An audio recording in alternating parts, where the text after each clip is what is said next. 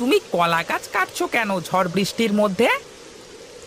সে কথা বলেন না ভাই, যে কোনো সময় বন্যা হতে পারে। নদীর অবস্থা খুবই খারাপ। নদী একদম ভরে গেছে। যে কোনো সময় নদীর পানি গ্রামের মধ্যে ঢুকতে শুরু করবে। কি বলিস, বন্যা হবে? তাই তো মনে হচ্ছে। আগে থেকে সতর্ক হয়ে থাকা ভালো। বৃষ্টি থামবার কোনো নামগন্ধ নেই।